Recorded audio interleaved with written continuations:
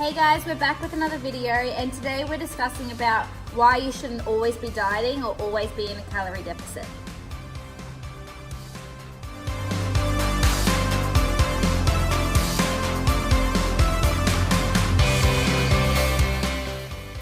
There is a list of reasons why you shouldn't always be in a calorie deficit. One of them being that it ends up not being a calorie deficit because you're not always losing weight. But if you spend a lot of time dieting, pretty much just fucks you up.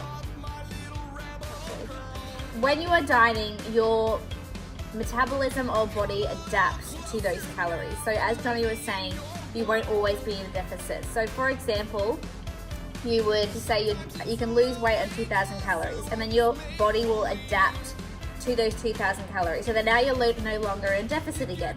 So then you drop it to 1,800, and then the same thing keeps happening. And then eventually you'll be losing weight and you get down to 1,200. And a lot of people will go, okay, well I still want to lose weight, but you can't just live constantly in that deficit. You need to start working your way back up to building your metabolism up again. Psychologically, dieting's hard as well. A lot of you know that when you start dieting, you always want other things. You always want what you can't have. And 95% of people will be an all or nothing kind of person. So if you are dieting and then you have something that you shouldn't have, even though that's not really a thing, you'll tend to just lose focus and lose sight of what you're doing, and you'll be constantly dieting and then binging and then dieting and then binging, and it's really hard to break that cycle.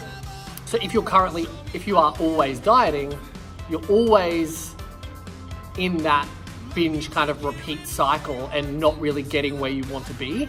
So it's very important that when you do diet, you diet specifically for a period of time, and then you take a break from that, like Brie had mentioned, and then you're not dieting anymore in a calorie deficit anymore, because it can just be very, very draining, both physiologically and psychologically. Because it is very hard to stick to a low calorie diet. Like, some people can do it very well, but when they're doing it, they are either like stepping on stage or they're about to have a weigh-in, so they have this goal where they know it's going to end soon. So it's so different for someone that's in a very low calories and then knowing, okay, well, in 2 weeks time my show's over, I'm going to eat more.